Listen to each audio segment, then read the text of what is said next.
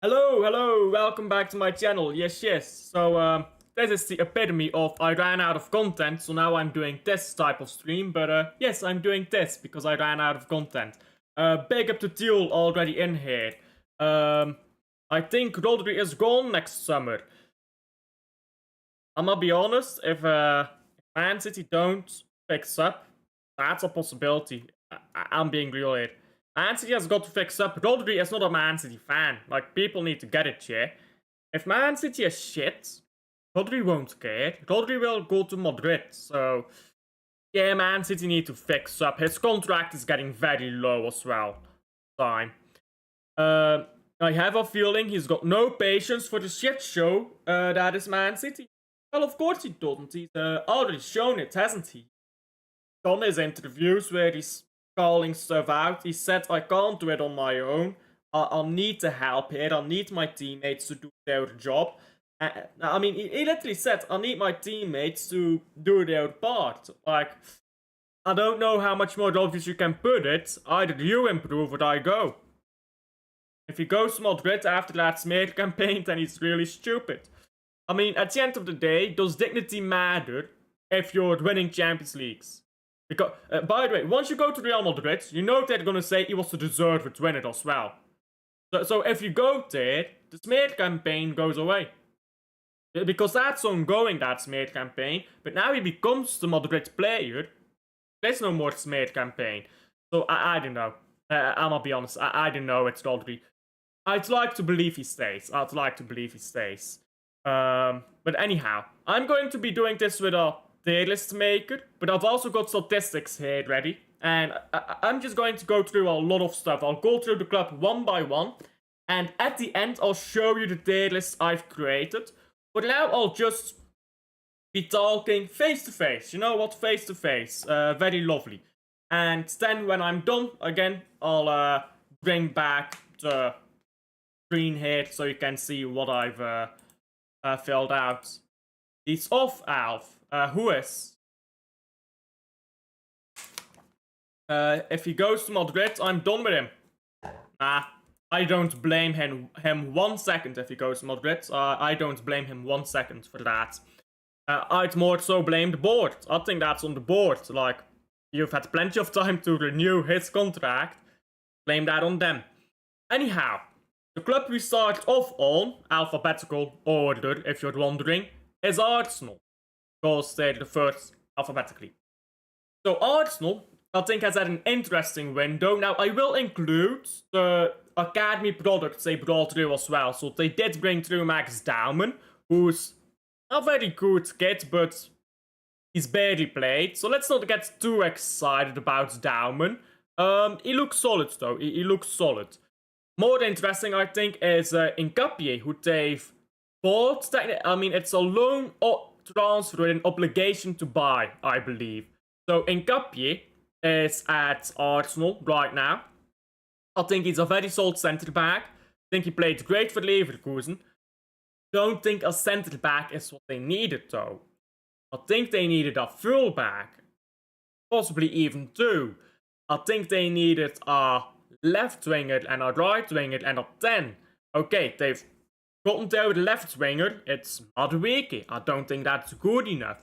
They've gotten there with a 10, I would presume, in Eze, but he's not gonna play ahead of Ødegaard. Now, if you put Eze on left wing, I don't think that's where Eze is at his best. And in fact, Eze was not playing a few games. Victor Gyökeres, I think, is a brilliant signing. I mean, anyone who tries to pretend that Gyökeres isn't a great player, weird stuff, really. But then I look at that midfield. Ødegaard, Mosquera, Zubimendi, Price, Ødegaard. Who's finding him? Unless Eze plays, nobody is finding Gyökeres. Let's be honest here. They still have no right winger. And that's going to be a big problem. Because what Rodri is for Man City, Saka is for Arsenal. And they can't be having Saka missing here. They really can't. But he will. He will. He's had a hamstring injury. Got reoccurring injuries. I think Saka might be done soon, and if Saka is done, they're just looking at a grim situation, and still no right winger. So for all the quality they've bought, Arsenal has this really funny thing they do, where they buy quality and they just don't significantly improve. I think they've improved, but I don't think they've significantly improved, and that's what they needed to do. And everyone else has improved as well, I feel like. So even though they've improved, I don't think Arsenal has had a great window. I think it's an okay window, but not a great one. So that was very brief about Arsenal, but that's honestly all I can say. They let go of Jorginho, Tierney, Partey, of course. Zinchenko, they loaned out, which I think is a good move, but again, you need to replace Zinchenko. Kiwior, I think, was okay. Don't think they had to loan him out. Don't think he was that old either. But I feel like they've just not addressed the correct places. Lokonga, by the way, Lokonga got sold for 300,000 euros. That's a board fee, isn't it? Like, that's just a board fee for a player of that quality. I mean, I know he got injured all the time, but like, come on. Why is he getting injured all the time? How's that happened? Gotta question some stuff there if you're Arsenal. I think they've had a okay window, but I think it's nowhere near enough to be challenging for the title. If you look at what Liverpool has done, because I mean the context matters. He said it's not good enough on and off the pitch. Yeah, he has. I think he's fed up with Pep and the team. I will be too. I will be too. His contract extension was available since last year. 400k per week. He's stalling, which probably means he's leaving unless it fixes up. Villa. We'll get to Villa in a second. In fact, we'll get to Villa now if my fucking cat would like to work. At the moment, it doesn't. 1 second. There we go. Yeah, sometimes this chat just stops working. Hello, big up, Wim. Big up, how are you? Goal bet is to Ajax. Oh, that's a woeful decision. They sold their best striker, right? I mean, sure, I love that. But they sold their best striker right ahead of... right at the end of the window? Wow. I mean, that's just stupid. But sure, I love that. What is Sunderland? Elite club, bro. They're winning the championship. They're winning the treble in the next 5 years. Gundo is gone. Yes, we'll get to City in a moment. Subscribe to Alf. Yes, sir. Do just so. Like and subscribe. We're very close to 1.1k now. I think we're 9 away, if I'm not mistaken. So like and subscribe. Let me pin this comment. And Big Up Rosa, how are you? Same to Bevel, how are you? There you go, pin that. The system of Pep puts all the pressure on one person. Haaland scores the goals. Midfield can't work without Rodri. The defense is also a one-man job. It's not sustainable. I mean, I agree with everything you just said there. Every aspect of play, got a brilliant striker, got a brilliant midfielder, got a brilliant center back, and a brilliant goalkeeper. But in every area, the system just is like, hey, we've got one really good player there, let's put all the burden of this area of the field on this one person, and that's just not how you play football, is it? Anyhow, moving on from Arsenal, we're talking about Aston Villa. I could have thought up a better way to do it. A bit quicker. Anyhow, doesn't matter. Aston Villa. I look right now at Aston Villa, and I think they got weaker from last year. They bought Cisse right at the end of the window. Not sure he does a lot. I've not watched this Cisse guy a lot. I'm not going to pretend I did, but not sure he does a lot. Gusant from Lille. Nice. Nice is their biggest purchase. Their only purchase, even.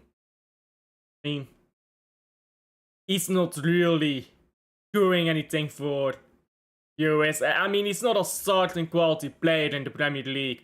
Then Victor Lindelof and Jadon Sancho going to Aston Villa. I mean, these are not good signings. They've got that Marc Bizot guy from Stade Bressois, but I've no idea who that is. I've no idea how good or bad he is. But I feel they've got no one except Harvey Elliott. They got Harvey Elliott on loan.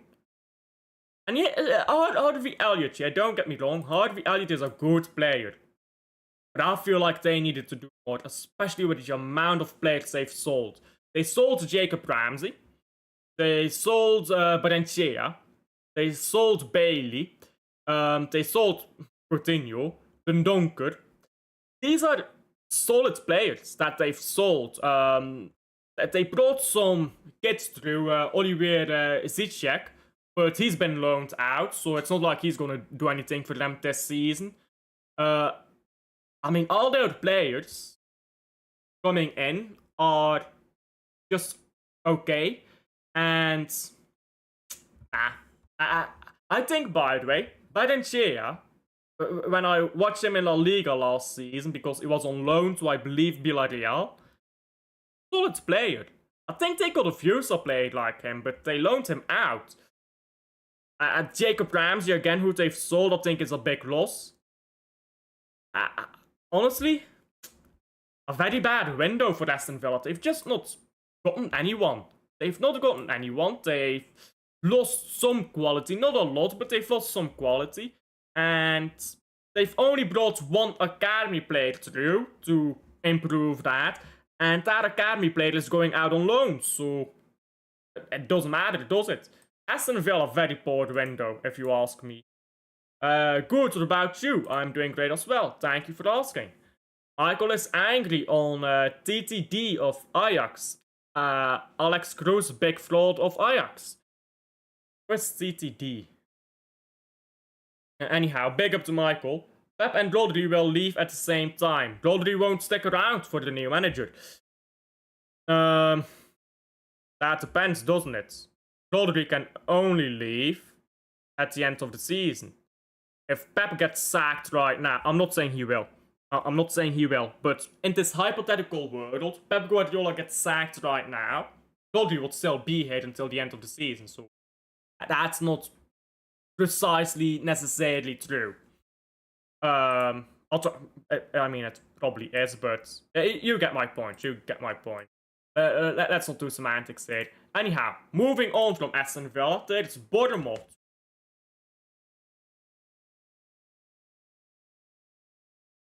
AFC Bournemouth, I guess. Yeah, okay. Fair enough. AFC Bournemouth. There we go. Yes, Bournemouth. I think, I mean, if you look at how much they raised, they got 240 million in player sales this window. Euros. That's euros. That's a lot of money.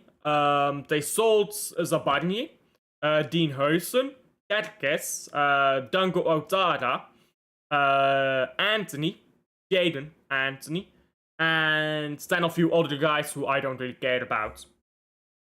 That's their entire back four basically gone. Zabarny, Huijsen, Kerkes. Those were their three of their four starting back four. Losing all of that in one window is mad work. Not really gotten replacements in either. They got Ben Doak from Liverpool. I think that's just a bit lackluster. And they've brought through a lot of academy players. 3 academy players coming through right now for Bournemouth.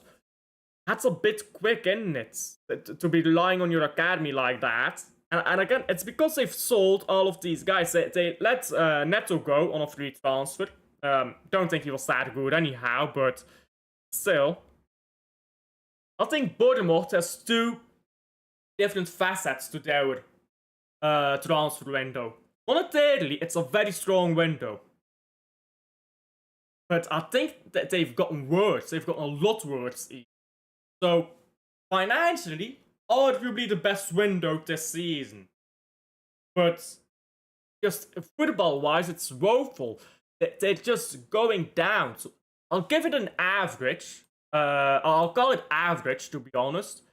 But I'm being very generous, I believe, there to Bournemouth by calling their window average with the quality they've lost. Now, I do assume Bournemouth will survive relegation. I would hope for them. So, I suppose long term, with all the money they've gotten from this window, they can start rebuilding next season. That's gonna be one rough season for the Bournemouth. I actually think Bournemouth will finish bottom half of the table. I'm talking 15th, 16th, 17th. I don't think they'll get relegated. I think they're too good to get relegated. But I think they're gonna finish pretty low. I think Bournemouth will surprise a lot of teams with how bad they're gonna be, I think.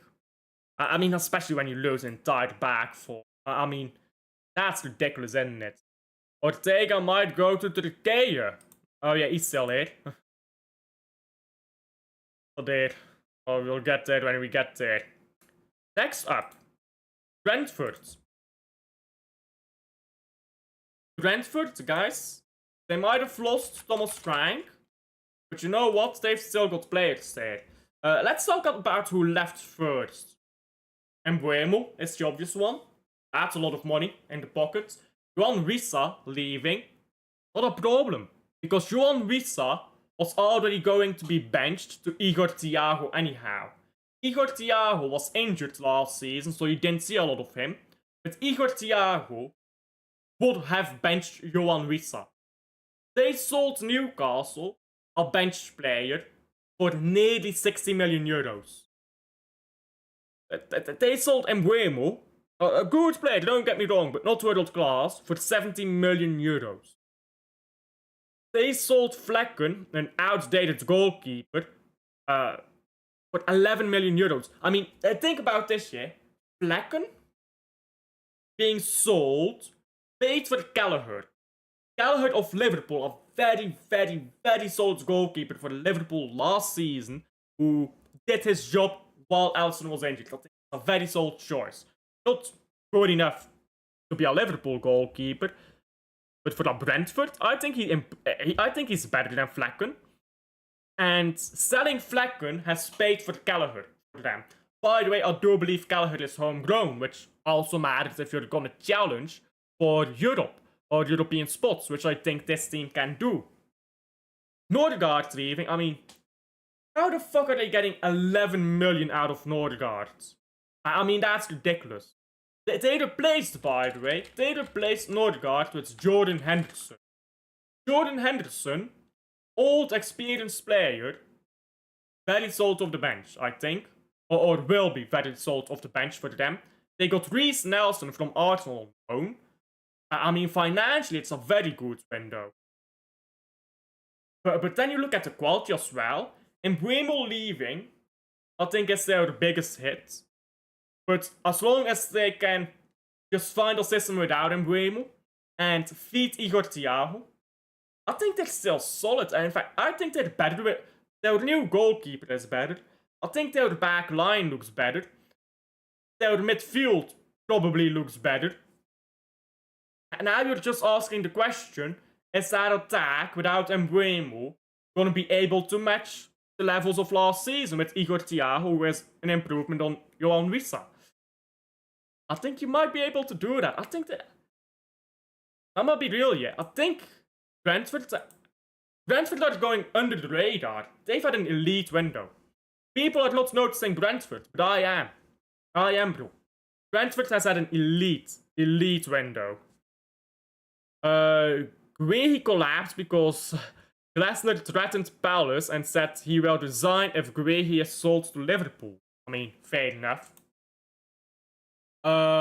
Yes. I mean, Sunderland had an immense window. We'll get to Sunderland actually quite late, because we're doing this alphabetical. So there's quite a few teams that we'll still talk about. But Sunderland has had an immense window, bro. I get...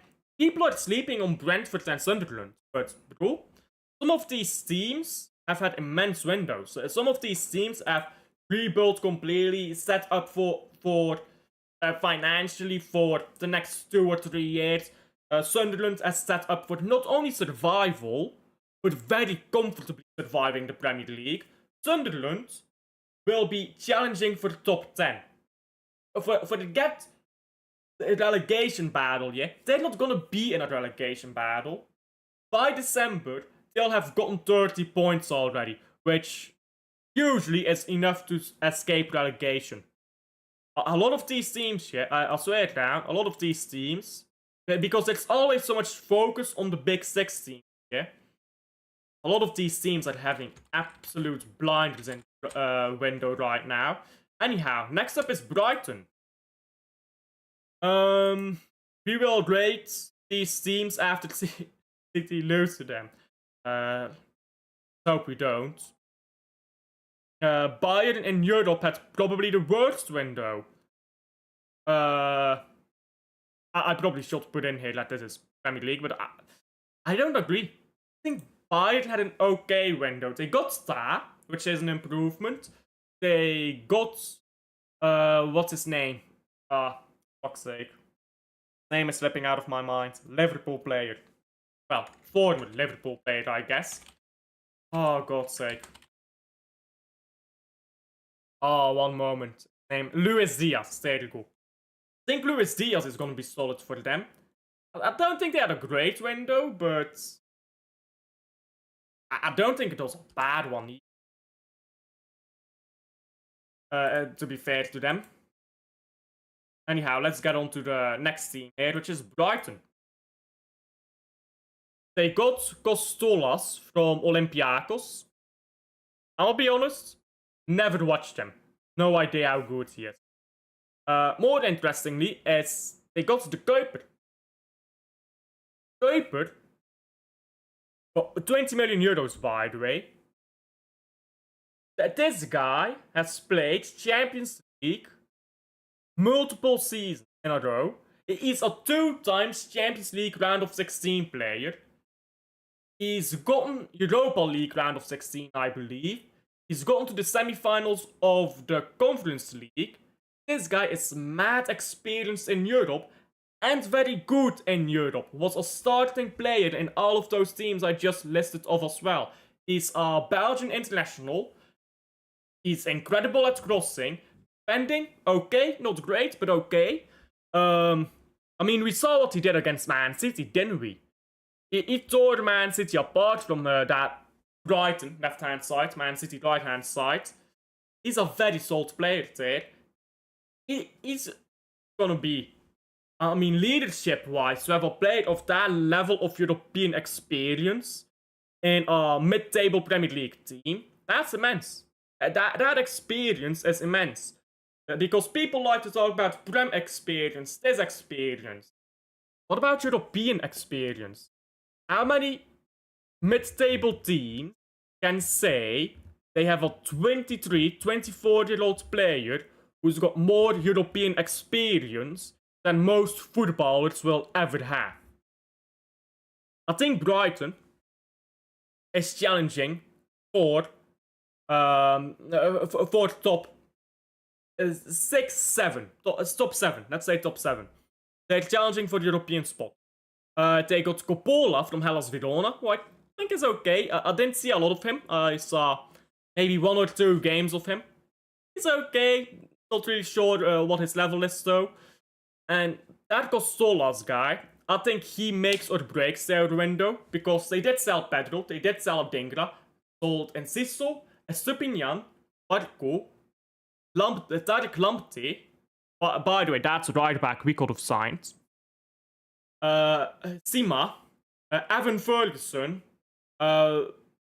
O'Reilly, Matt O'Reilly, Serpen, and Sofia.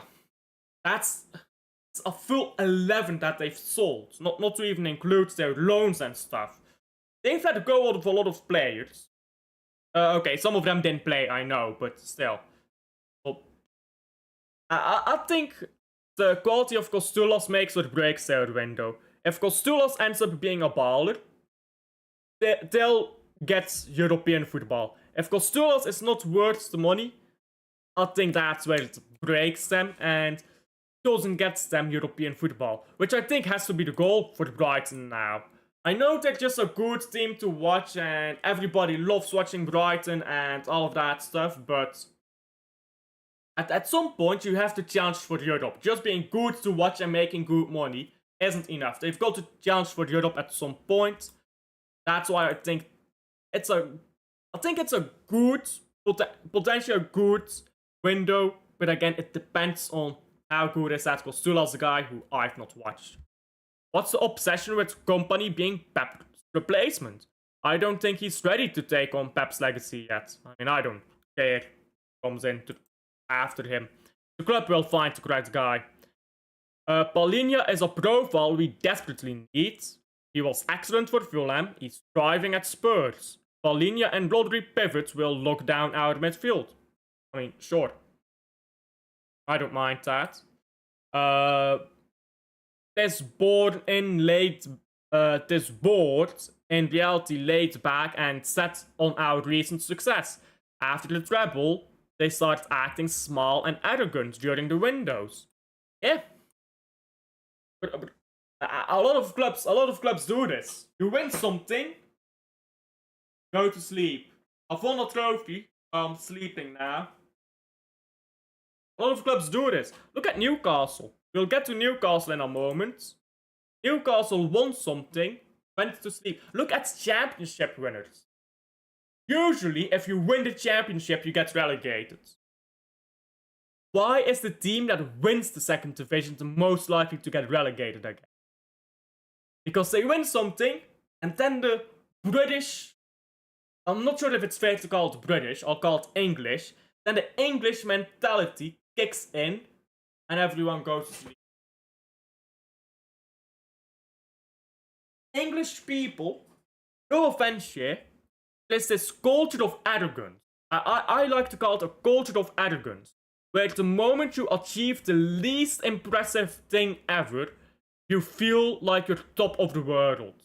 This type of arrogance is honestly pathetic, especially in a football setting, yeah? You win the championship, you sit on your ass, and then you get destroyed in the Premier League come to Premier League season. And it infests English football from top to bottom and bottom to top. I mean, some of the excuses English fans come up with, I swear down, you will never hear some of these excuses on the continent, on Europe. We'll talk about Burnley now. Because they're a perfect embodiment of everything I'm about to talk about. Burnley. What the fuck did Burnley do? I mean, they sold James Trafford. They didn't have a choice. That was a clause that we activated. They sold a few guys. Not a lot, really. Most important thing for them was players coming in. They got Aaron Ramsey and Owen Dutchin. I think that's how you pronounce it. Back from loan. Let's be honest, neither of them is gonna really play. Dubravka from Newcastle and Kyle Walker from Man City. They're taking the washed straps. Go buy a 28-year-old. Like, come on, go buy a 28-year-old.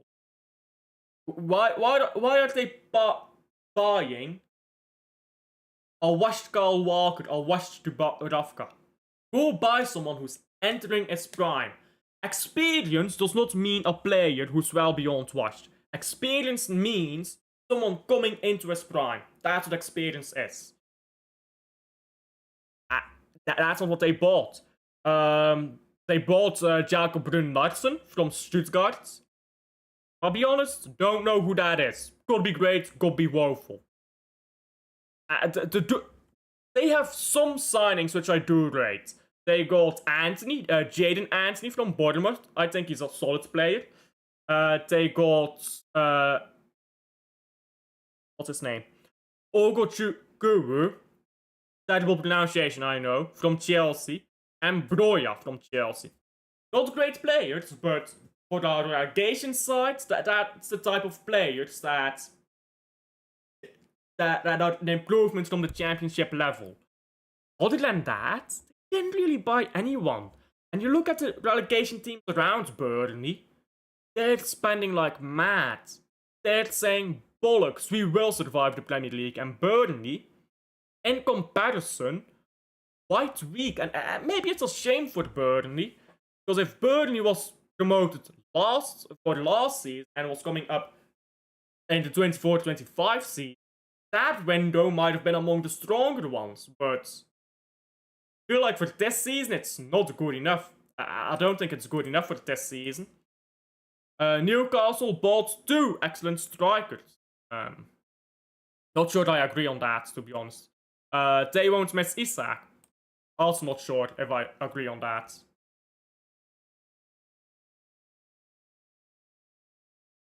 Hello, Luke. Hello, Luke.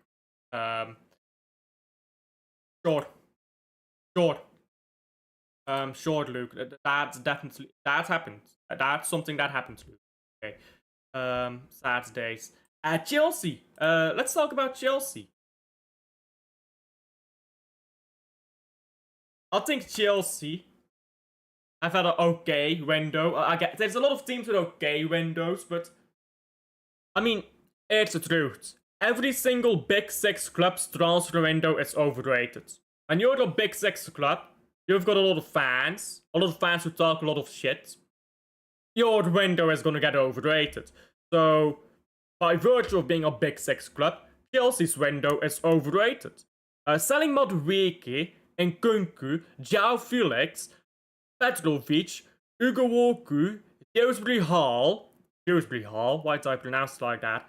Vega, Broya, Chuku Umeka, and Jackson.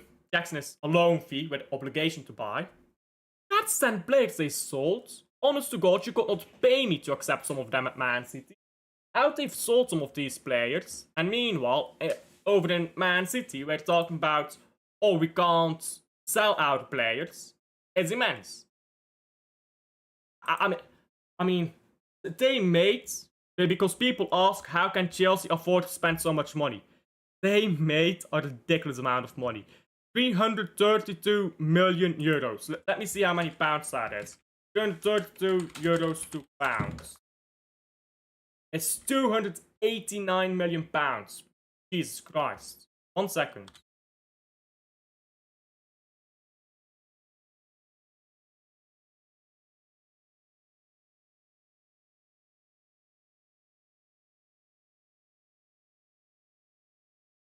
My apologies. There are incomings as well. I mean, Guye coming back from loan. Not sure how significant that is. But, Estavao. Let's start with Estavao. Estavao. Forget Estavao. He's not that guy. He ain't that guy. Amadou Sarr. Not seen a lot of him. So, the jury is out on him, I suppose. Isugu? Nah, these players ain't that, you know. Getons from Dortmund? He ain't that guy either, is he? Now, they got Hatto, they got Garnacho, they got Pedro, and they got Delap. That's 4 very good players in positions where they needed one. Yes, I said Garnacho is a good player, and I'll explain that in a moment. It happened in my career mode save anyway. I mean, stop playing FIFA, Luke. Stop playing FIFA. Oh, dude. Man City makes me depressed sometimes. But let's talk about João Pedro first. I mean, he's just hit the ground running, scoring goals, but he's a purple patch player. Confidence player, that's nicer. He will have periods where he scores like 10 goals in 10 games, and then he'll go missing for 10 games, where he scores like maybe 1 goal. He's a very patchy player. I think he's a good player, but I think he's patchy. Liam Delap is more of a focal point, stronger, bigger, more of a typical striker, and he's more consistent. I think the combination of Pedro and Delap is brilliant. I mean, you used to just have that, didn't you? Back in the day, you'd have your big, strong striker, and you're more agile, more technical striker. They're just two different strikers to work off each other. I feel like we've not had that in modern football for a little while now, haven't we? Chelsea have that. I'd rate that highly. Tones, I don't rate though. Hatto, I think he's okay, but I think that's a bit of a panic buy there for their midfield, just trying to amp it up midfield because they realized Estevao is not that guy, Sugo is not that guy. Then they panicked, went and gotten Hatto. Don't think improves them. I don't think he makes them worse, but I don't think he improves them. I mean, Hatto is the next João Felix. I'ma just call it. Hatto is gonna do the same journey as João Felix, and then he's gonna be gone off to wherever the fuck. Felix is off to Al Nassr now. The most interesting for me is Garnacho. I think Garnacho is a solid player. Take him off the bench, he'll score a goal. People don't rate goals. I used to be very much an eye test merchant, yeah? But I'll be honest, yeah? Goals, top priority. When you are looking at an attacker, forget midfielders, forget defenders. When you're looking at an attacker, goals. How many goals are you getting me? Because I'll tell you something, yeah? I hate to always bring up Club Brugge, but I'm gonna talk about Club Brugge. I saw the best Club Brugge team ever, player for player, last season. Simon Mignolet, Joaquin Seys, Jules Ordóñez, incredible by the way. Brandon Mechelen had his best season ever. De Kuiper, incredible player, I've already talked about him. Ardon Yashari, unreal baller that. Hans van Aken, Onyedika, a bit of a bozo, but still. Problem is, Zolis was the attack. Christoph Zolis, incredible attacker. Then you look at Gustav Nielsen. Yeah, Gustav Nielsen, he passes the ball well sometimes. He's got his moments where he combines very well. But he doesn't score. Dalby has these moments where he just dribbles past players and doesn't score or assist. And when you look at that, yeah, incredible team, but no goals. Guess what? No title. No title. I've seen much worse teams win titles against better competition simply because we had goals. We had a player who is shit 90 minutes of the game but will score a goal. People need to rate goals more highly. I think we've gone from rating goals too much from only caring about goals to pretending like goals don't matter. Alejandro Garnacho will get you a goal. This is a player, you're chasing a goal, you take him off the bench, bring him on, you'll get a goal. That is points. 12 points. You're 1 goal down, 5 minutes to play, 10 minutes to play. Bring on Garnacho, he's gonna score. I don't care how shit he is, he's gonna score. That is a point rescue. You do that 5 times in a season, he's gonna rescue you, let's say 3 wins and 2 draws. He's gonna rescue you 6, 8 points. He's gonna rescue 8 points over the course of a season. Not because he's good, but because he can score a goal. People need to rate that. People need to rate that. Half our squad is already injured, for fuck's sake. Nah, they're faking injury. They're faking injury. Because Haaland doesn't know how to set up. No. Because Guardiola doesn't know how to set up the attack. Not Haaland, that's not his job. Marmoush and Haaland can play off each other. Yeah, it's very obvious Marmoush does all the dirty work to get the ball to Haaland. Sure.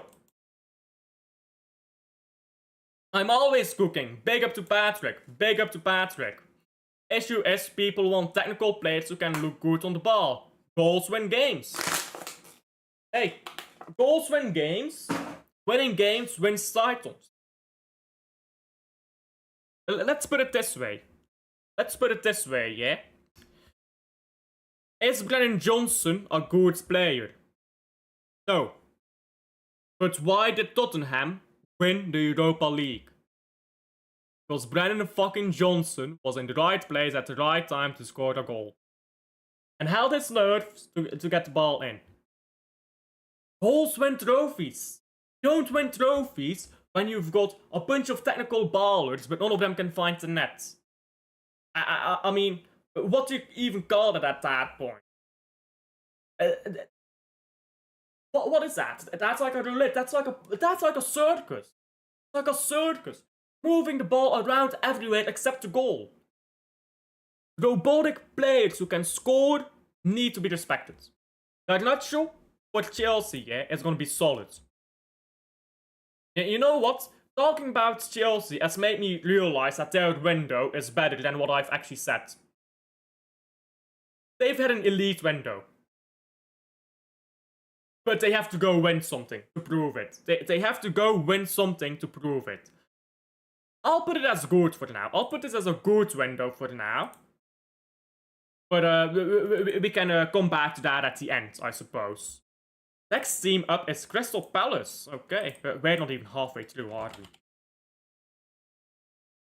Might be here for a while, guys. How many teams do we have left? 1, 2, 3, 4, 5, 6, 7, 8, 9, 10, 11, 12, 13. Okay, I'm gonna have to hurry up a bit here. Crystal Palace. Benitez from Eindhoven, PSV Eindhoven, I think is a solid player. Sosa from Ajax, not gonna lie, haven't watched him. Same with Canvot from Toulouse. I haven't watched these two players. Villarreal, getting Jeremy Pino, sorry, from Villarreal. He's a great player. He's a great player, I think. Uche from Getafe, he's okay. I think he's got his I think he's got his function in our team, because it's a loan with obligation to buy, by the way, but he's okay. Yeah, that's all he is. He's an okay player. You look at the other side, though. They sold Eze. They sold Schlupp. They sold Holding. In fact, Holding left on a free, I believe. That's 3 important players there for Crystal Palace leaving. And the only replacement you got in is Jeremy Pino. They held on to Mark Guehi, fair enough. I think they've not really replaced that quality of Eze, have they now? So it's not a bad window, don't get me wrong. They've got a very good striker in there. And they've got some players who I don't know that could turn out very good, but for the moment I'll just call it average. For the moment I'll just call it average and move on from Palace. Not interesting to talk about Crystal Palace. I know barely any of their players. It's a better one. Everton. Oh there. Super Jack has gone to Everton and shown us the way. Let's talk about Grealish last. They signed Tyler Dibbling for 40 million. I thought he was 100 million, but no, they signed Tyler Dibbling for 40 million. Hey, big up to Zaid, by the way. Big up to Zaid for the rates. Oh, fuck's sake. We don't need Bertascini to beat these teams, and without Bertascini, Anderlecht is fucked anyhow. Big up to Zaid, by the way. Big up to Zaid for the rates. I hope he's not back for the Brugge game. Tyler Dibbling, I mean, he's overrated, let's be honest. Nobody cares. What I do care about is Cherno Barry. Barry is such a good striker. Pino, good player. Barry, just below. You've got the word, like the elite level, like the top 6 clubs. And then you've got the players who are just below that top 6 level. You know what I mean? Like those players who are just barely not good enough for the big 6 club. That's what I think Cherno Barry is. Bro, I'm buzzing with Gigi. Big Don, that's what we call him. Big Don. But yeah, what I was saying about Barry, he's gonna score. Especially when you've got Jack Grealish there. On loan, by the way. That's free. I mean, I know they're paying incredible wages for him. But still, that's free. Jack Grealish is gonna love playing with Barry. Dewsbury Hall, solid signing. And to play it safe, let's go. Neil Mopay. This is not a good player, is it? Ashley Young. A great player, is it? Players safe, let's go are not high quality. The players they've brought in, some of them better than others. But two very important ones there, Jack Grealish and General Barry. An okay one with Dewsbury Hall. I think that just lifted their level so much, and you can see it already in the Premier League with how good they're playing. I think Everton has been struggling for a while. I mean, I don't think that, it's a fact. Everton has been struggling for a while now at that relegation zone. They're going to comfortably go up into the mid-table area with that team. The Brugge fans, it's not going away against La Louvière. Their stadium has got fucked. They've barely got a stadium. It's honestly shocking to call it even a stadium. Well, NF13. I'd be careful with him playing from the back, but to be fair, you asked for the shot stopper. There you go. This is ridiculous though, isn't it? Because PSG played out from the back when they won the treble. PSG played out from the back with Donnarumma, and they won a treble. So it's very easy to go around that. By the way, when we signed Ederson, Pep Guardiola was looking at Donnarumma. Back in 2017, Pep Guardiola wanted Donnarumma. It's only when we failed to get Donnarumma that we went for Ederson. So we've actually now gotten the guy that Pep wanted to have from the start. So, there you go. Pep needs to move on from playing. This is true. This is true, but not completely. He needs to move on from goalkeeper doing that. But PSG played out from the back with Donnarumma. You can do it, even if your goalkeeper is not great at it. But you've got to set perimeters and you've got to be smart about it. Mark Guyu back at Chelsea. Yes, I've talked about that already. Grealish is quality, I can't lie. It's just Pep didn't use him properly. I mean, listen. Literally every single fan base says this, but Man City fans still don't get it. When every single fan base, Bundesliga fans, La Liga fans, Serie A fans, rival Premier League fans, every single fan base is saying this, you can't just close your eyes, or I guess close your eyes and go la la la la. You can't do that. But I mean, yeah. I mean, you can see at Everton how much better he's playing. I think Pep just didn't rate him highly enough. I think that may be the problem. Other than 1 year, even that year, more so that the entire system was good than that the way Grealish was utilized specifically was. It's not gonna happen. They're not good enough for that. I mean, then again, Crystal Palace won the FA Cup, so it's not always the best team that wins a cup trophy, is it? Stab the likes and assists, the greatest one in the Premier League. Big up, Kevin De Bruyne, of course, that's running joke here. Where had Man City bought Ederson? Benfica, right? In Turkey, I'm a fan of the Bush. You're the fan everywhere, it seems. Then Lamens to Man United, we'll talk about that too. Anyways, big up, bro. Big up, Zay. Thank you for the rate. Thank you for the rate. Anyhow, moving on now from Everton. I think have had a very good window. A lot of teams have had a good window, by the way.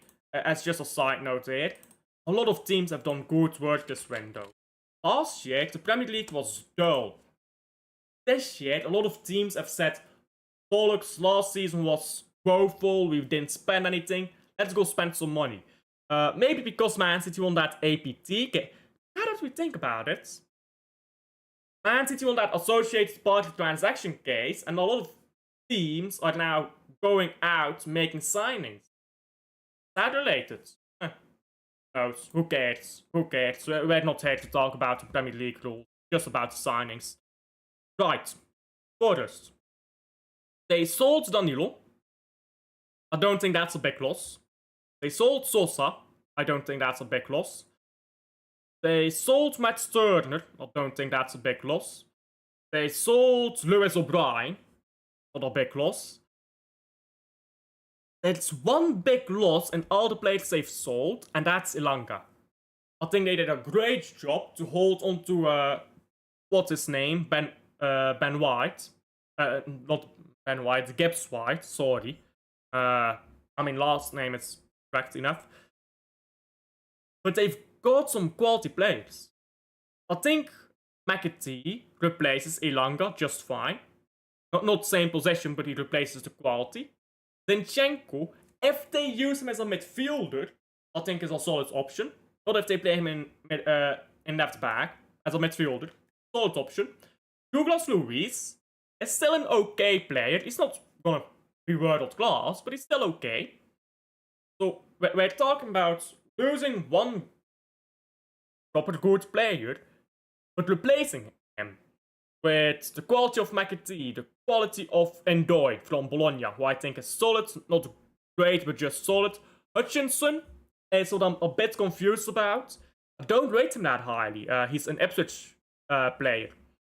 They spent a lot of money on him. I think it's 45 million euros. Weird decision, I'm gonna be honest.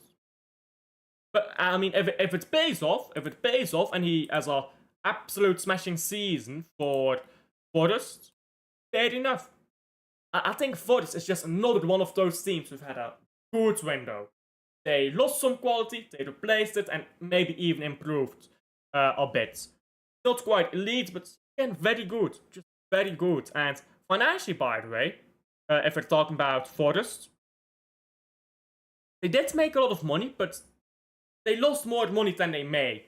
They spent close to 240 million euros. They only brought in 125 million euros. When you're Nottingham Forest struggling with financial fair play, you need to worry about that.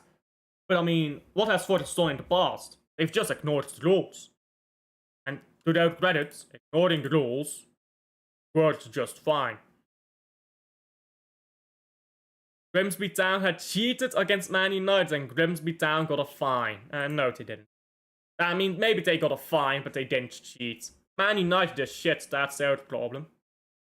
Man United is shit. Let the excuses roll out. Man United is just shit. Major skill issue for United, isn't it? Major skill issue.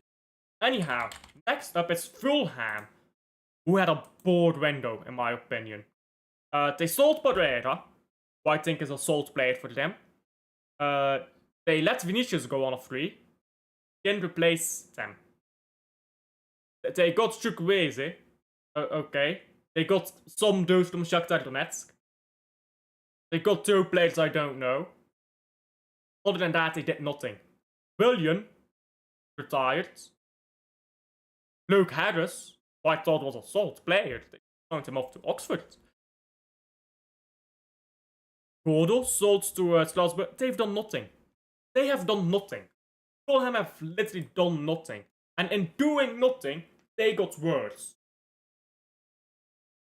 I think Fulham might have one of the worst windows in the Premier League.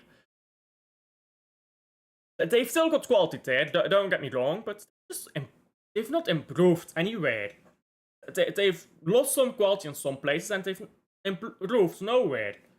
I mean, this is the start of your journey back to the Championship. This is how you begin a journey to the Championship. 1 year without doing anything, drop down the table a bit, but you're fine. 2 years of not doing anything, you're just lower in the table, but you're surviving. 3 years of not doing anything, now you're fighting relegation.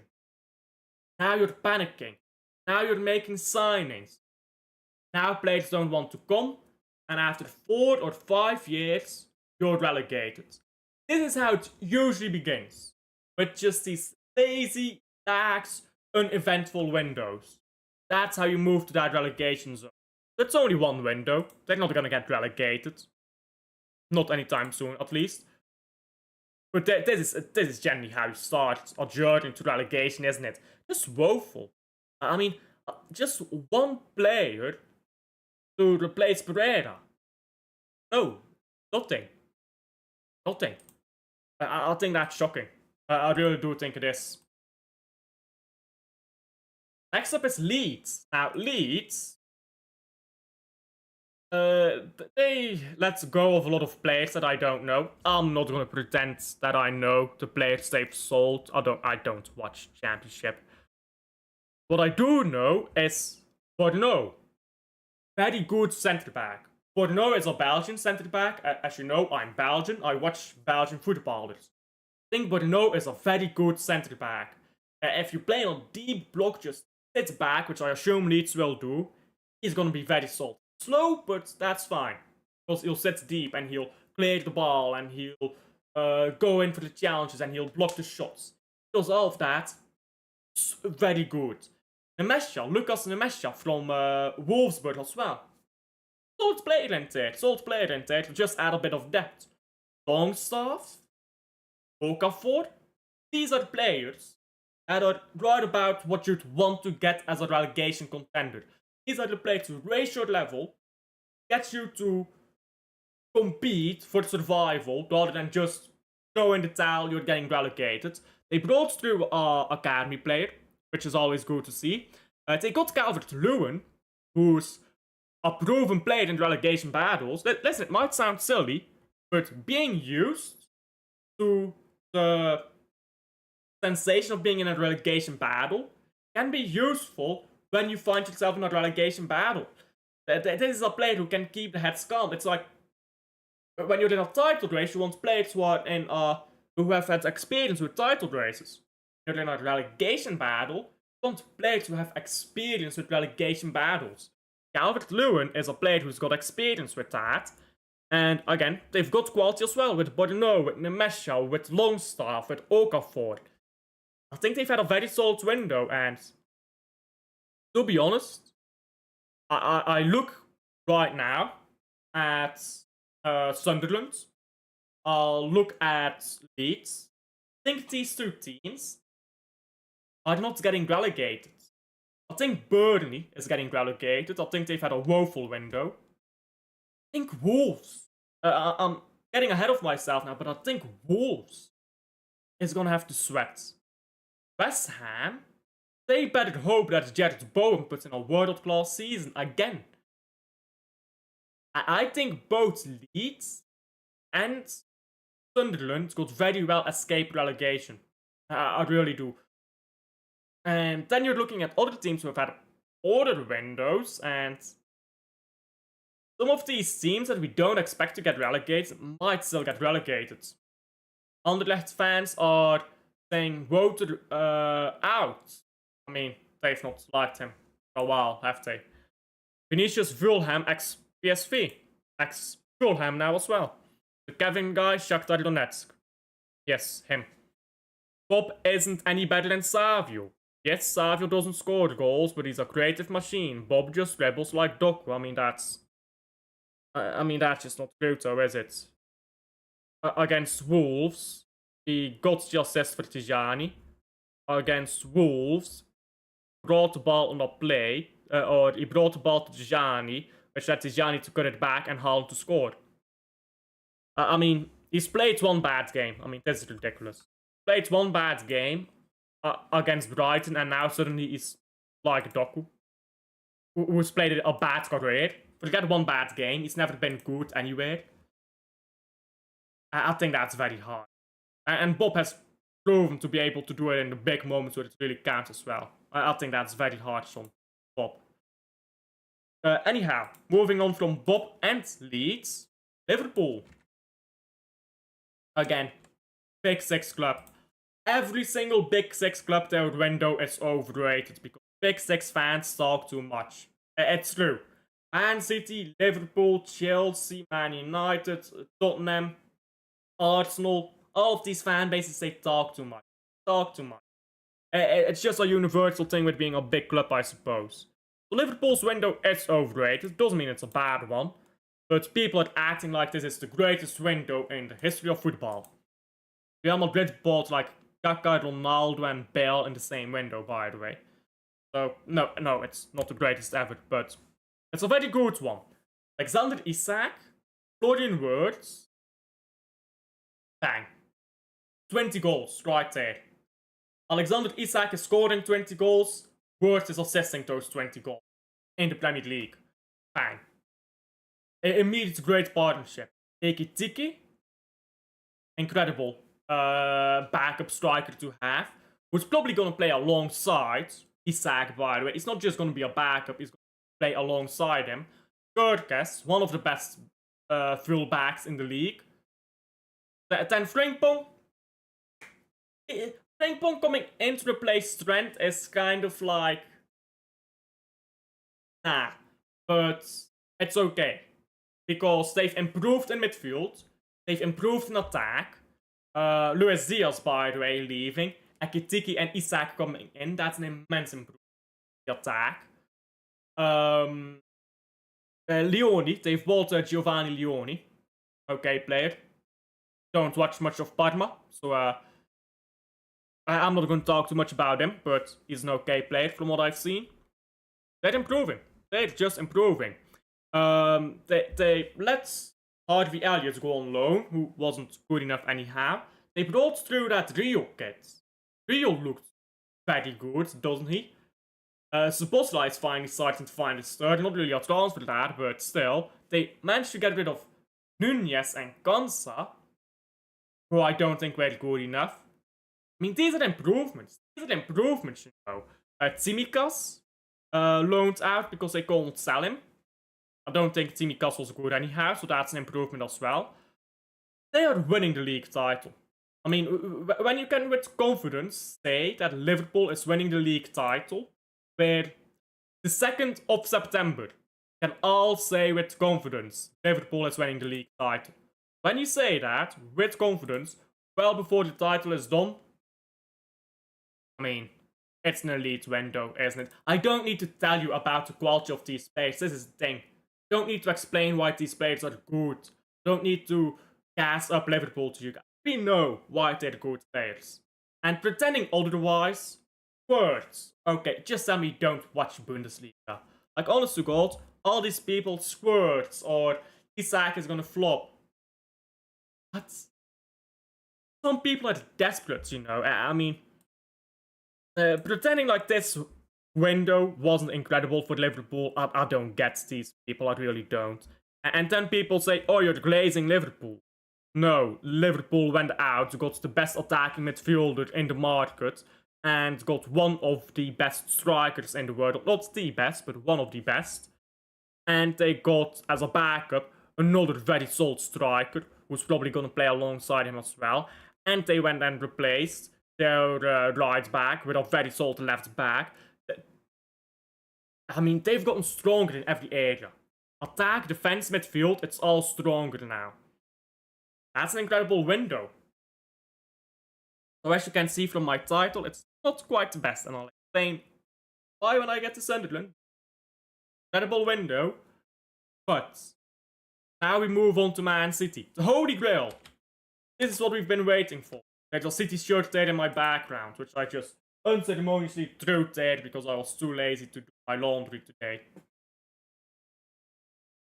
I'll do that tomorrow. Anyhow. Man City.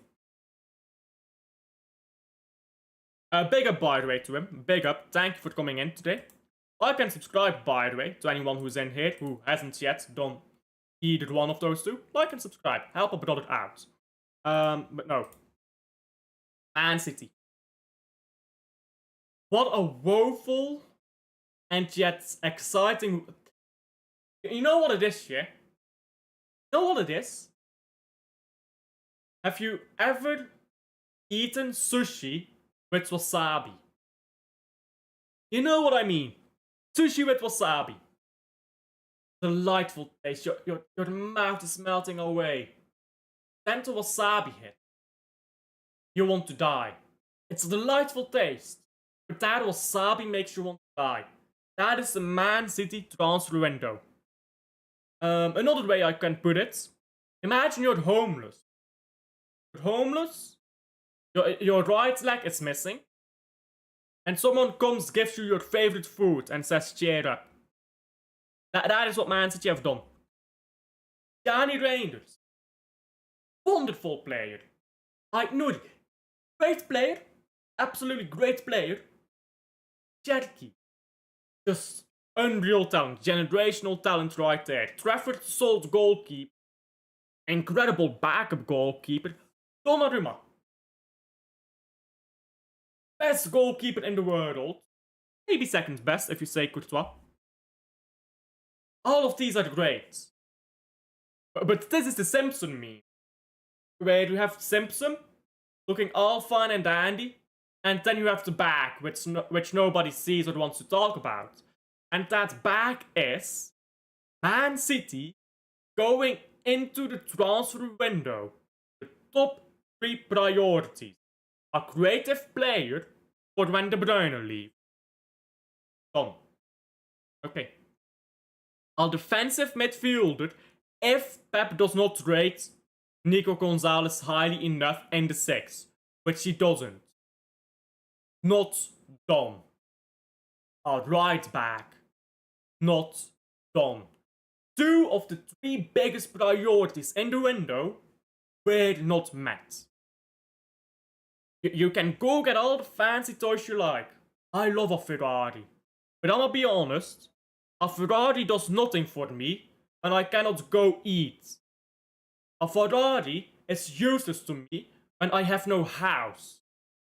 So I love that Ferrari, yeah? I love that they got me Ferraris. With the Shiny Reynolds and like Nuri and Sherky and Trafford and Donnarumma. But I've got no house.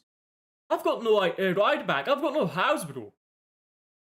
I'm out there in the street. You give me $1 million in cash. I've got nowhere to put that $1 million. I've got no house. I'll just get robbed. My goalkeeper, world-class goalkeeper, is just gonna get exposed. So what's the point?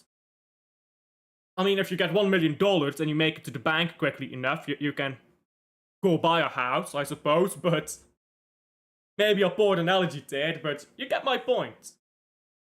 We need to get a right back. Got everything but a right back. If Nico Gonzalez was not rated as a 6, you need to go get a 6.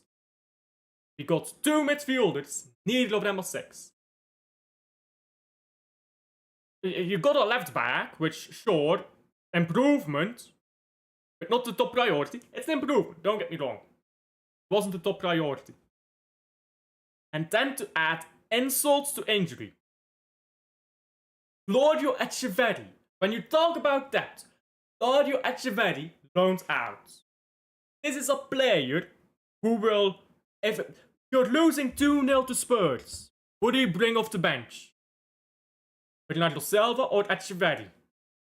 Echeverri! No! That alone. Yuma Ba. You guys, I know you guys have not watched Yuma Ba, by the way, when you tell me I'm glazing Yuma Ba. Anyone who says I glaze Yuma Ba, I know you haven't watched him. Don't tell me, oh, I've watched him this or that. I know you haven't. I know you have not. Because when I say he's one of the best centre backs in the world, I'm not exaggerating or hyperbolic. I know you haven't watched him when you tell me I am. He is incredible. We sent him out on loan to accommodate Stones. I'm sorry, this guy is old. Ridiculous window. Ridiculous window. When you loan out one of the best centre backs in Europe. When you, I mean, he's not European. In the world, I guess I should have said. When you loan out one of the best young attacking midfielders, when you're already lacking depth in that creative role, and you sell young Kurtel. When you are desperate for a right back, you don't buy a right back and you sell young Kurtel to Dortmund.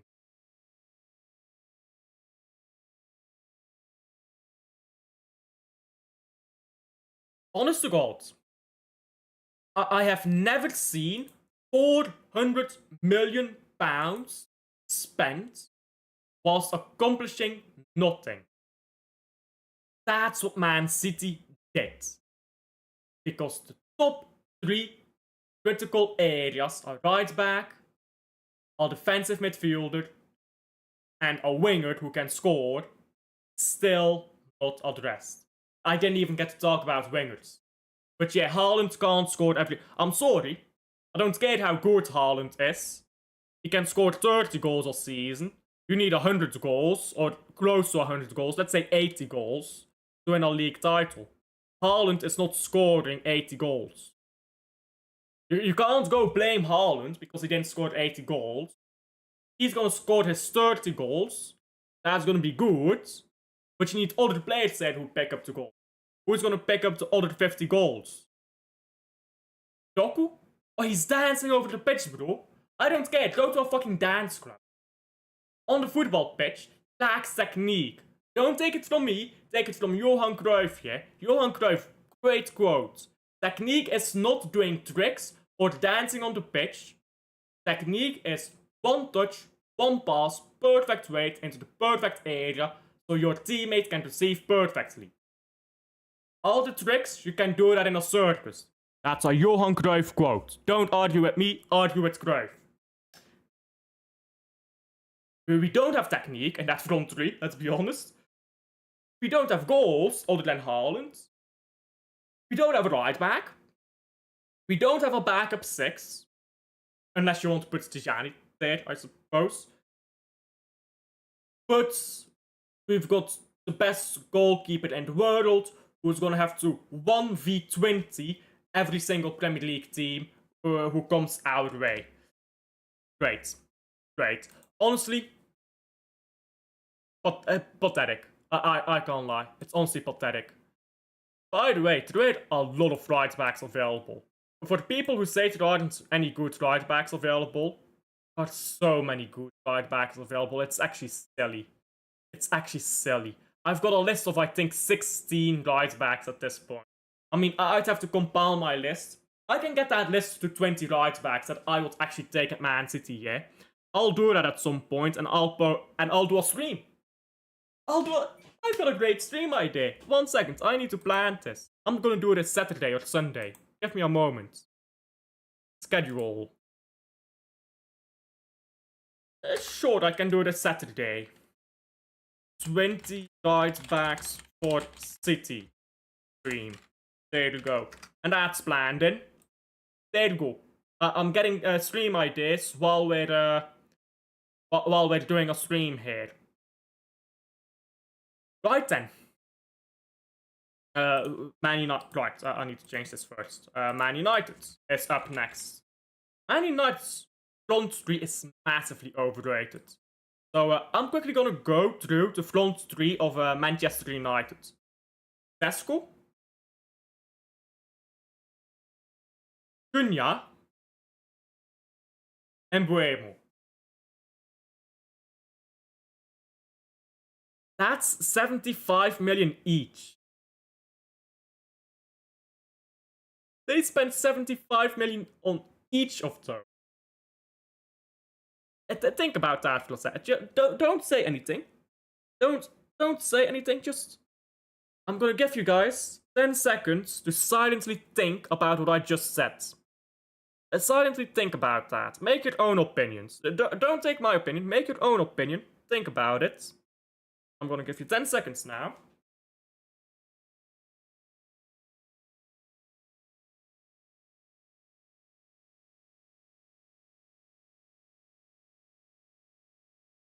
Benjamin Sesko is not a striker. Cunha is not a winger. Mbeumo is a winger, not a striker, but he's probably gonna do striker shifts there. Mbeumo requires a lot of freedom. Mbeumo, I think, is a brilliant player, but he can't do it on his own. What is Man United? Honestly, I love it. I love it. What is Man United doing there? They needed a clinical striker. Got Sesko. I mean, come on. I like Sesko as a player. Not a clinical striker, is he? Cunha? So overrated from Wolves, I can't lie. I don't know why people value him so highly. They've had a shocking window. They bought that Diego Leon guy. Woeful player. I don't even know who he is. I guarantee you, Man United has a way of finding woeful players. Probably woeful. They sold Garnacho. Again, I talked about Garnacho earlier. Yeah, he's shit. He's this. He's sad. But guess what? He gets goals. But 1-0 down. You look at your bench. You see Garnacho. Hey, Garnacho, we're a goal down. No, you're gonna drop a stinker. But I know 50% chance you get me a goal. So you do that in 5 games. You've got 5 points rescue. 5 games, 5 points won just by having Garnacho on the bench. I mean, think about that. 5 points across a season is a lot. 5 points can be the difference between Europa League or Champions League. Solskjaer. Anthony. I mean, fair enough. Anthony should have gone. He just sent suits to the Premier League, did he? Højlund. I mean, Højlund's biggest problem at Man United was they didn't give him service for multiple seasons in a row. They finally bought the players in Mbeumo and Cunha who could give him service. And they fucked off Højlund. It's honestly comical. Honestly comical. They've got everything now that Højlund would need to succeed. And they fucked him off. Fair enough. Not good enough. Go fuck him off. But buy someone else than Sesko then. But they went and bought Sesko. Which, weirdly enough, is a downgrade. Because, not because Sesko is not a better player. He's absolutely a better player. But not for the role that they want Sesko to do.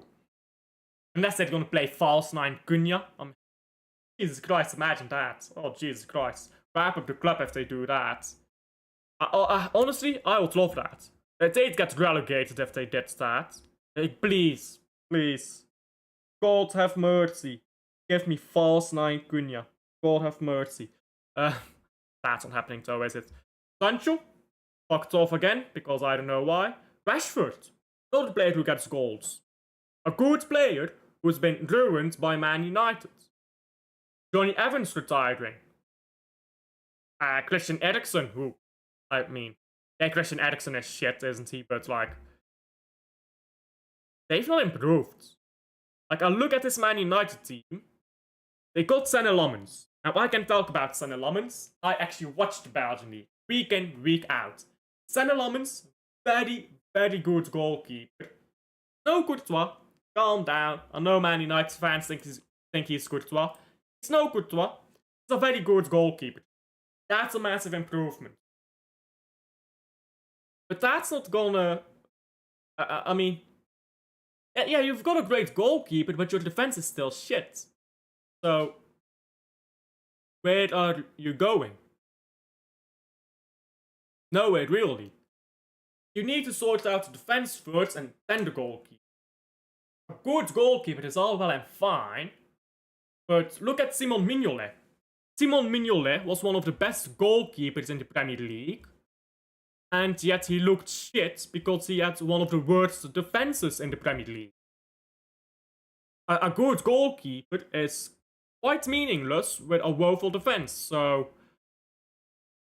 yeah, I think it's funny. I honestly think it's funny. They finally got the goalkeeper they need, but they still don't have the defenders. Honestly, yeah, Man United is... by the way, Sané Lammens is going to use Man United as a stepping stone. Watch. Sané Lammens is going to go from Man United to Arsenal. Watch, it's happening. I'm telling you. He's going from United to Arsenal. It's happening. I promise you, it's happening. It's going to be proper funny too. It's going to be proper funny too. Hey, he might go to to Real Madrid. They think he's the next Courtois. He ain't that good, so is he? But nah. I am happy. I am happy with the window of Man United. As a Man City fan, I'm happy with their window. Which, if your rival says they're happy with your window, that's always something you need to worry about. Newcastle. I mean, they're fucked, aren't they? They bought Aaron Ramsdale. Aaron Ramsdale. I mean, faults the club. Faults the club, you know. But besides that, they lost Wilson, who I thought was for them. Longstaff, that's a bigger loss. Kelly, and nobody cares about Lloyd Kelly. Isak is the big one. They replace him with Voltemade, fair. They brought in Ilanga, who's a good player, I think. They brought in Wissa, who I don't think is as good as people might assume he is.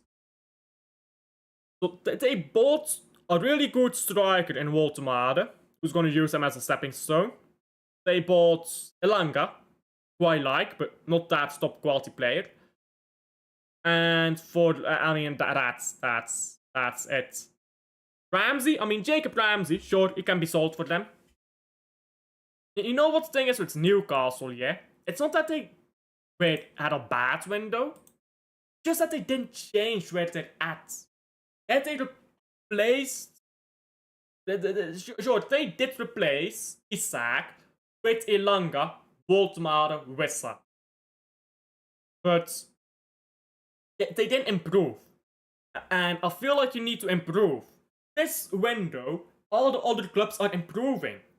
Newcastle is standing still. Better than going backwards, standing still when everyone goes forward. You're still losing space and you're losing spots.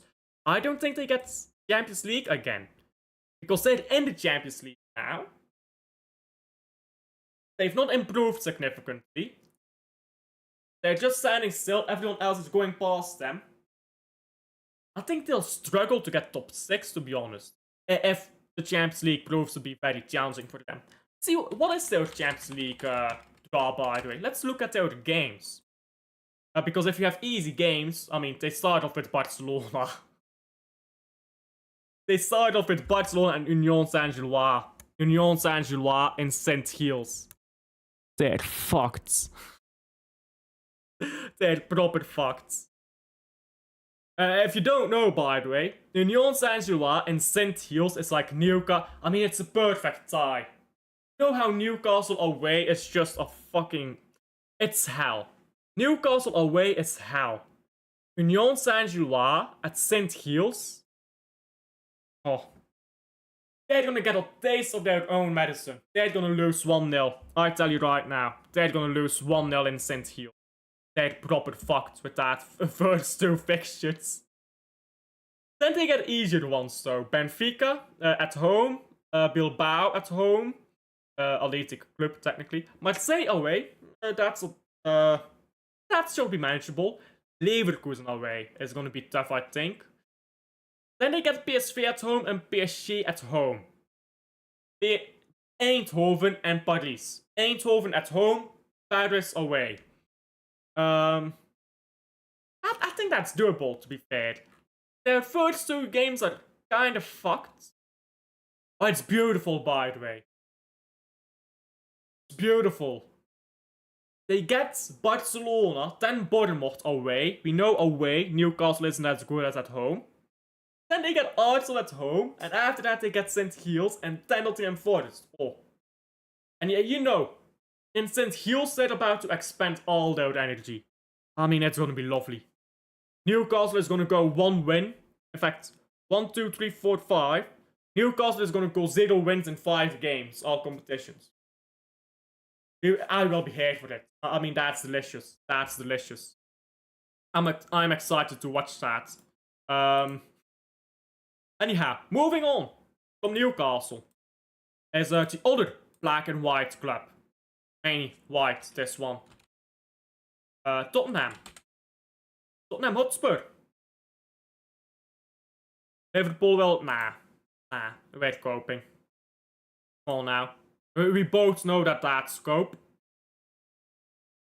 Tottenham. Son finally left. He was dead for the longest while.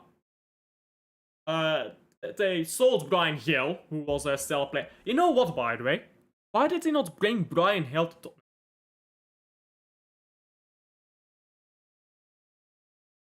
Brian Hill is better than whoever they have at left wing right now. Strange choices, but anyhow. They loaned out a bunch of kids. They have 1,000,001 kids that they loan out every year. Nobody cares. What we do care about is what they bought. Cancel? Solid centre back. I think he's okay. Vuskovic, who they loaned out. Okay, sure. Kudus. Javi Simmons.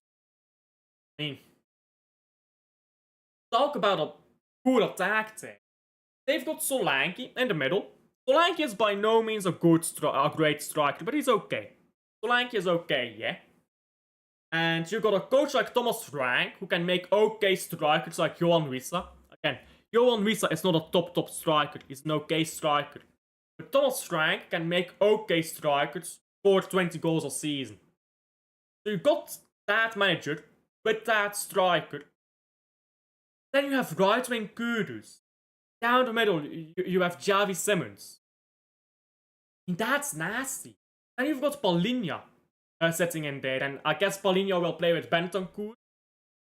Paulinho, by the way, on loan. I know it's an obligation to buy. I think it's an option to buy, actually. I mean, that's just players right there. That is players. Colomwani, they also brought in. That's a bench option. Other than that, what they sell? No.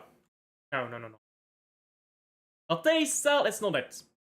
What they sell is the difference from an elite window to a good window. If instead of what they sell, they had bought Akliush or someone like that, I could put this in elite. But they didn't. They bought what they sell. I generally implore people to go watch under 21 Euros, France. 2025 under 21 Euros from France. They sell. Oh god, he's shit. I can't lie. So I'll put that as a good window for Tottenham. This close to having an elite one. This close. But where they fucked up is that they got Tal. Tal is simply not good enough for a club like Tottenham. Simply not good enough. We finally get to the guys I wanted to talk about. Here we land. There we land. I finally got there. I mean, Sunderland. Honest to God, yeah. If I was a newcomer to the Premier League, hey, here's the thing, yeah. If you have an American friend who is coming into football and has no Premier League club, tell them Sunderland. Honestly, go show Sunderland some love because they deserve it. They, honest to God, deserve it. If you have not chosen your Premier League team yet, make it Sunderland. Because this window, world class by every fucking metric. First of all, Diarra from Strasbourg, they're punching above their weight, man. They are not good enough to be signing Diarra. They said, fuck it, we're signing Diarra. Adingra from Brighton. They're not good enough to sign Adingra, but they fucking did. Dalby. Champions League experience. Dalby scored a brace at Atalanta. What's Atalanta Stadium called? Atalanta Stadium. At the Gewis Stadium. I know that now. Scored a brace at the Gewis Stadium in a European night. They're punching above their weight. They really are. Brian Brobby, an Dutch international. They just got promoted barely signing Dutch internationals.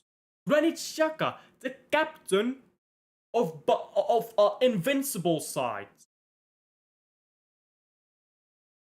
How the fuck are they getting these deals done? People talk about Man City being corrupt, yeah? Investigates Sunderland. There are some under-table payments happening here, I swear down. There's some under-table payments happening here. Because I'ma be honest, Noah Sadiki, Granit Xhaka, Habib Diarra, Jamsdin Talbi, Brobby, all 5 of these players, Robin Roofs, all 6 of these players are they're punching well above their weight. They got all 6 of them in one window. They got a decent loan there with Mark Guyu from Chelsea. A decent loan option. They got, what's the guy's name from Atletico? Andava. Solid player there at left back. On loan. I'm gonna be real, yeah. And again, people think I'm exaggerating or I'm taking the piss. I'm not. I watch the Belgian League every year. Watching the Belgian League for 20 years now. Barely. At the end of the year, I can finally say I've been watching the Belgian League for 20 years. We will be there. We will be there. So, 2026. I can finally say I've been watching the Belgian League for 20 years. Because 19 years just doesn't quite have the same ring to it, does it? We will be there. But for the moment, we are not.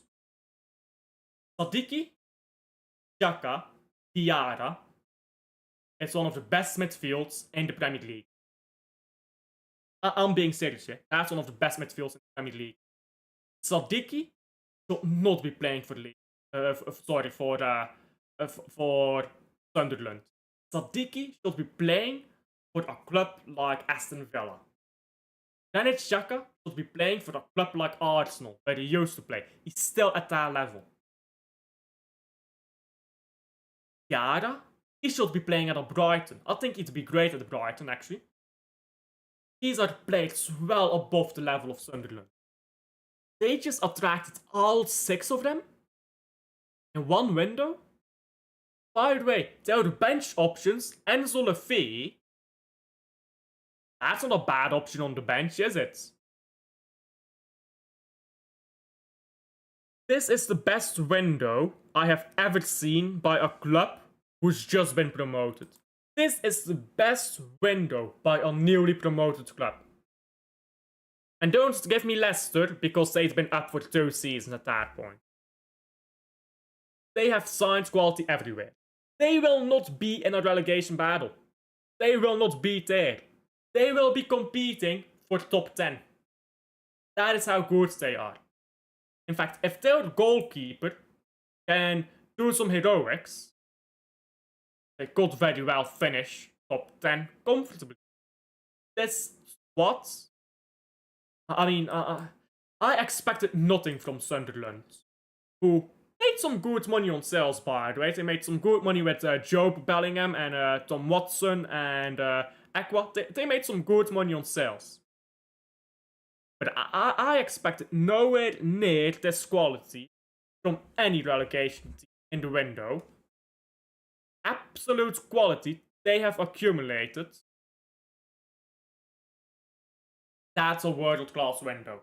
When anyone says the gap from the Championship to the Premier League is too big, watch Sunderland this season.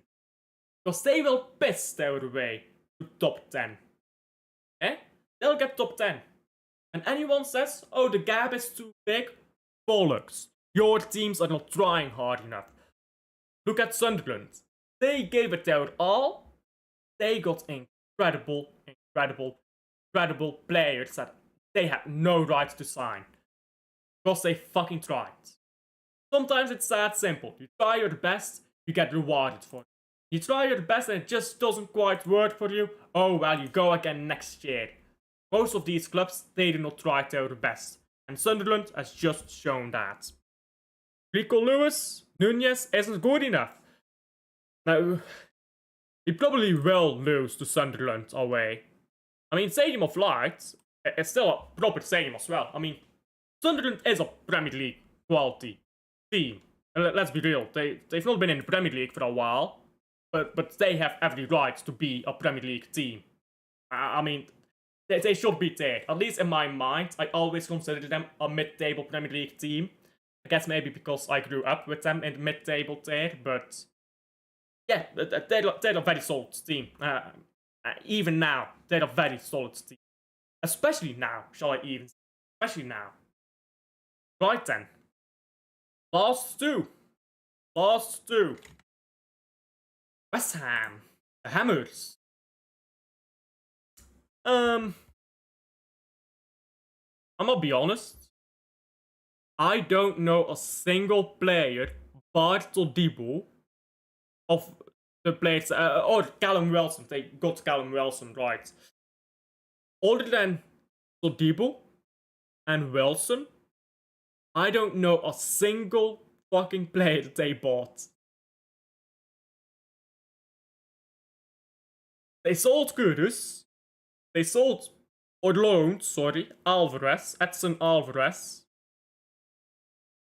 I mean, they sold Agurt. I didn't rate him anyhow. West Ham? They're kind of looking fucked. I can't lie, West Ham. Jared Bowen is the only reason why nobody puts you in relegation zone. Because we all know Jared Bowen is going to get 10 goals and assists. I mean, how many is Jared Bowen already on? Jared Bowen. Just 1 goal so far. But we all know he's going to get 10 goals, 10 assists. And that's the only reason why people aren't putting them in relegation right now, isn't it? But West Ham have done fuck all. Let's be honest about it. They've done fuck all. Other than, again, a bunch of players that I don't know. I mean, these players could end up being world beaters and they could end up winning the Premier League. But let's be honest. Most probably, that's not the case. And they've lost massive quality. I think they're going to struggle. I really, really do think they're going to struggle all season. So, finally, on to the last team. Wolves. Oh, why can't I type? There we go. Wolves.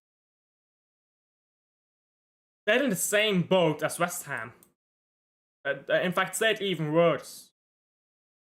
They are even worse. Their signings are Strand Larsen, who was already there. Per Lopez, I believe was already there on loan as well. Dashi, who's fucking woeful. Some dude from Fluminense. Some dude from Verona. Some dude from Alkmaar, that nobody was in for. And Giga from Rangers. And now let's talk about the quality they lost. Ait Nuri, Cunha, Fabio Silva, Guedes, Semedo, Doyle. They're getting relegated. I'm gonna be honest, they're getting relegated.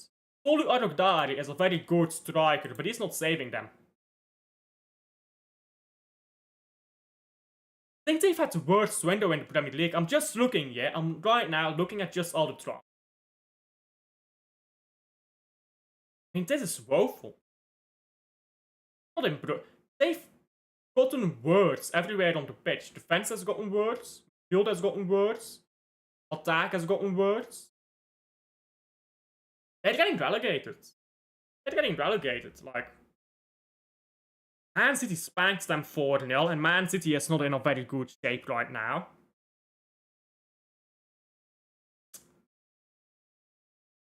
I mean, I can't say a lot about Wolves. It's difficult to say a lot when nothing happened. When you sit on your ass and do nothing, and then you get relegated, surprise. Another team there that went from comfortable mid-table. Oh, they were never comfortable, let's be honest with. Agendas must agenda, guys. Agendas must agenda. A team that went from comfortable mid-table, taking the piss, of course, just lower and lower until they get relegated. I think this is the season that they get relegated. So with that said, this is my almost final ranking. Almost final. I'll change this from your wordless to just... you know what that can say. They are worthless. So, as you can see, some of these clubs are judged more harshly than others. If Bournemouth had the window that Newcastle had, I'd put Bournemouth in good or maybe even elite. Because different clubs have different objectives. Man City's objectives are different from Brentford. So even if played for player, Man City's window was better. Brentford, for the club they are, had a better window. Sunderland would maybe be good or maybe even be average as if I judge them as a City fan. But if you look from the perspective of Sunderland for who they are, it's an elite window. So that's the way I judge these windows. With that said, with that criteria in mind, by no metric did Sunderland buy the best players or improve the most. But what they did for the club they are, and once again, I'm not taking the piss, I genuinely mean this when I say this. And I know most of you guys have not watched, even Bundesliga. I know most of you guys don't watch Bundesliga. I know most of you guys don't watch Belgian League. I know most of you guys don't watch the French League. But when I say that Diarra and Xhaka and Saldiki are one of the best Premier League midfields, I am serious when I say that. For a club like Sunderland, get all of that and a Dutch international for striker and a winger who's scoring goals in Champions League knockout games, for them to sign those players, they've not just punched above their weight. They have, in my opinion, that's the best summer window of any team that's freshly promoted that I've ever seen. So yeah, Liverpool has better players, I know. And City has better players. Arsenal bought better players. Chelsea bought better players. But for the club that Sunderland is, signing staymates, pure fucking respect. Honestly, just respect. Because I thought they just come up and come down. But they said, nah, we know we're not good enough. Let's improve. Let's fight. Let's make sure we stay up. They've done everything right. They've done what relegation teams should be doing every season. But they're the only ones who do it. So, I guess that's it for me. I've talked about everything. I've been live for longer than I expected to be live on this subject, actually. So, I guess I'll leave it there. I guess I'll redirect you guys somewhere. Who's live? LB is live. I'll see nobody else live, and I'm lazy to look. So I guess I'll be redirecting you guys. Stick in here, get redirected. And I'll see you guys on the next one. Thank you for watching. Like and subscribe if you haven't already. And, oh, Northside is live. I want to redirect to a City fan. Because most of you guys are City fans here. I'll see you guys on the next one.